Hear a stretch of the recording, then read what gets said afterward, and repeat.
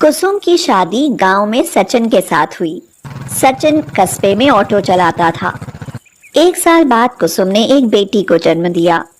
सचिन उस समय ऑटो चलाने गया हुआ था। कुसुम बहुत खुश थी कि सचिन जब शाम को लौटेंगे तो बहुत खुश होंगे। मगर जब सचिन घर लौटा तो बोला, ये क्या कुसुम, बेटी हुई है? मैं तो बेटी की उम्मीद लिए बैठा था, सारा मन खराब हो गया। कुसुम बोली, ये आप क्या कह रहे हो? आप बेटी होने से खुश नहीं हो? मुझे लगा आप बहुत खुश होगे। सुनो, गरीबों के घर में बेटी होने से नहीं, बेटा होने से खुशी होती है। कुसुम बहुत दुखी हुई। वह अपनी बेटी के साथ बहुत खुश थी, लेकिन सचिन को अपनी बेटी से बिल्कुल भी प्यार नहीं था। कुसुम बोली, नीति हमारी बेटी है सचिन, कभी तो उसे प्यार से गोद में ले लिया करो। देखो, इस बार मुझे बेटा चाहिए, नहीं तो अच्छा नहीं होगा कुसुम। लेकिन कुसुम के एक एक करके 4 बेटियां हो गईं। एक दिन सचिन शराब पीकर घर लौटा। कुसुम ने उससे कहा, तुम्हें शर्म आनी चाहिए, घर में खाने के लाले पड़े हैं और तुम शराब पीकर आ रहे हो। 4 बेटियां पैदा करेगी तो खाने के लाले पड़ेंगे ही। अगर बेटा होता तो काम न सीख जाते। इन्हें बिठाकर रोटियां खिलाया कर, बस। मेरे बस की बात नहीं है इनका पेट भरना। कुसुम रोते हुए बोली, कुछ तो शर्म करो। कोई अपने बच्चों को ऐसे बोलता है क्या? अगर तुम इनका पेट नहीं भरोगे तो कौन भरेगा? 3 दिन से बच्चियां भूखी हैं। इधर उधर से लेकर कुछ खिला देती हूँ। ऐसा कब तक गुजारा होगा? तुम्हारा गुजारा मुझसे नहीं होगा। मैं जा रहा हूँ हमेशा के लिए। अब वहीं रहूंगा कस्बे में। वहां रत्ना है, मैं उससे प्यार करता हूँ। मैं उसी के साथ रहूंगा, देखना उससे जरूर बेटा पैदा होगा। तुम रहो यहाँ इन लड़कियों के साथ। आज से मेरा और तुम लोगों का कोई रिश्ता नहीं। कुसुम और बच्चियां रोती रह गईं और सचिन उन्हें छोड़कर चला गया। लड़कियां भूख से रो रही थीं। सचिन तो चला गया, लेकिन कुसुम को कोई रास्ता नजर नहीं आया। क्या करे, कैसे खाने की व्यवस्था करे? नीति तो 10 साल की थी, लेकिन नूपुर, निकिता और आयशी तो छोटी थी। नीति बोली, माँ भूख लगी है, कुछ तो खाने को दो ना। इस पर निकिता भी कहने लगी, माँ मुझे भी भूख लगी है। कुसुम ये सोचकर रोने लगी। मन तो करता है जहर खिला दूं तुमको भी और खुद भी खा लूं। ना पेट रहेगा ना भूख रहेगी।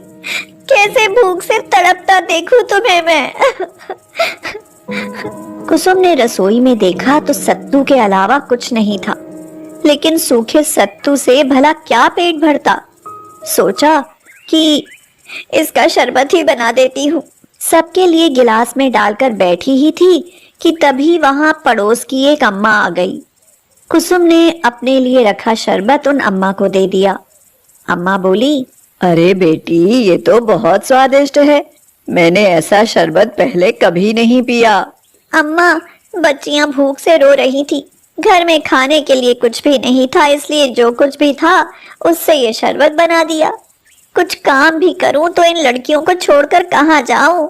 आजकल वैसे भी किसी पर भरोसा नहीं। कुसुम, तुझे बाहर जाकर काम करने की क्या जरूरत है? ये सत्तू का शरबत बनाकर बेचना शुरू कर दे। मैं यकीन से कहती हूँ कि ऐसा शरबत किसी ने कभी नहीं पिया होगा। हाँ, लेकिन अम्मा सत्तू बनाने के लिए पैसे भी नहीं है, और कहीं से इंतजाम करूं भी तो पता नहीं किसी को पसंद आएगा भी या नहीं। अरे तू चिंता क्यों करती है? कुछ सत्तू तुझे आंगनबाड़ी से मिल जाएगा। पहले उससे बनाकर बेच लो। अगर लगे कि बिक रहा है तो उन पैसों से अपना काम शुरू कर लेना। देख, मैं तो सलाह दे सकती हूँ, बाकी तेरी मर्जी। कुसुम ने सोचा, विचार बुरा नहीं है, कोशिश करने में क्या हर्ज है। वह आंगनबाड़ी में गई। वहां बैठी हुई प्रभा से बोली, दीदी आपसे कुछ मदद चाहिए। प्रभा ने पूछा, कैसी मदद कुसुम? आप जो बच्चों को सत्तू देती हो वह खत्म हो गया है। घर में खाने को कुछ नहीं है। मेरे पति 4 लड़कियां होने के कारण हमें छोड़कर दूसरी औरत के पास शहर चले गए। बच्चियां भूखी रोती रहती हैं। मैं चाहती हूँ कि आप जो सत्तू देती है ना, उसमें 1-2 पैकेट बढ़ाकर दे दो तो मैं सत्तू शरबत बेचने का काम शुरू कर लूँ। उनसे जो पैसे आएंगे आगे का काम मैं उनसे बढ़ा लूंगी। बस फिलहाल ये छोटी सी मदद चाहिए दीदी। बहुत गलत हुआ है कुसुम तुम्हारे साथ। बेटियां बेटों से बढ़कर होती हैं। मैं तुम्हारी मदद जरूर करूंगी। 1-2 नहीं, लो ये पूरे 10 पैकेट हैं सत्तू के। तुम अपना काम शुरू करो। कुसुम की खुशी का कोई ठिकाना नहीं था। इतने की तो उसने उम्मीद भी नहीं की थी। उसने अपने घर के सामने ही एक छोटा सा खोखा तैयार किया और वहां पर मेज डालकर सत्तू शरबत बनाने लगी। आते जाते लोगों ने पूछा, अरे ये क्या कर रही हो तुम? पहले तो यहाँ कुछ नहीं था। तो कुसुम ने कहा, भाई साहब ये सत्तू का शरबत है, आइए एक गिलास पीकर देखिए। दिमाग को ठंडक देता है, शरीर में ऊर्जा भरता है। कीमत ज्यादा नहीं, केवल 10 रुपए गिलास। वे लोग बोले, अरे वाह, ये तो नई चीज है। लाओ एक एक गिलास दिखाओ तो। उन्होंने शरबत पिया। पीते ही जैसे मन तरोताजा हो गया।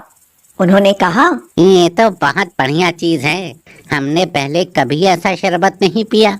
इसी तरह कुसुम के पास ग्राहक आने लगे और उसका काम चल निकला। पहले ही दिन उसकी 1500 की बिक्री हुई। वह बहुत खुश थी। इन पैसों में उसने सबसे पहले बच्चों को भर पेट खाना खिलाया और बाकी बचे पैसों से सत्तू बनाने के लिए चने, चीनी और बाकी का सामान ले आई। फिर क्या था, कुसुम हर रोज और अच्छा शरबत बनाने की कोशिश करती। सत्तू में किसी प्रकार की मिलावट नहीं होती, इसलिए लोगों ने उसके शरबत की बहुत तारीफ करी। बच्चों की सेहत के फायदे बताकर कुसुम ने वह शरबत बच्चों का भी पसंदीदा शेक बना दिया था। इसी तरह कई महीने गुजर गए। कुसुम ने अपनी बेटियों का स्कूल में भी दाखिला करा दिया।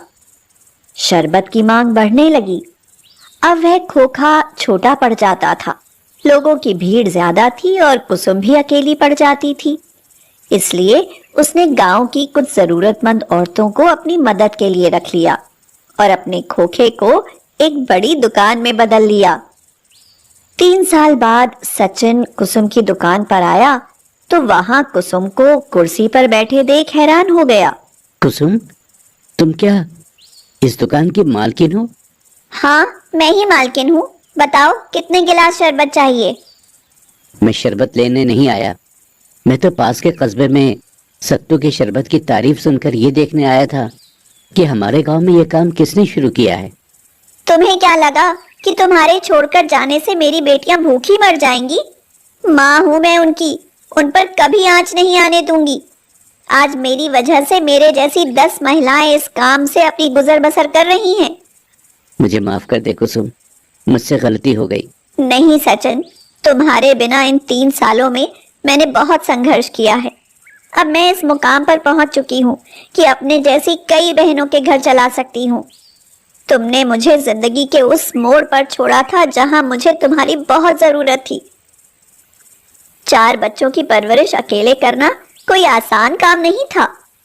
वो तो भला हो प्रभा दीदी का, जिन्होंने सत्तू देकर मेरी मदद करी, वरना मैंने तो बच्चियों के साथ आत्महत्या कर ली होती। अब मुझे तुम्हारे जैसे पति की कोई जरूरत नहीं। बेहतर होगा कि तुम उसी के पास चले जाओ जिससे तुम्हें बेटा होने की उम्मीद थी। मेरी बेटियां मेरा अभिमान हैं। अगले महीने मैं इस दुकान के साथ शहर में भी एक बहुत बड़ी दुकान खोल रही हूँ, जिसमें मैं असहाय महिलाओं को काम दूंगी। तुम चले जाओ सचिन, जाओ यहाँ से। सचिन अपना सा मुंह लेकर वापस चला गया और कुसुम फिर से अपने सत्तू शरबत के काम में व्यस्त हो गई। एक गरीब सत्तू शरबत वाली अब कई बड़ी बड़ी दुकानें खोल चुकी थी। अब वह गरीब नहीं, कई गरीबों की गरीबी मिटाने वाली सत्तू शरबत वाली थी।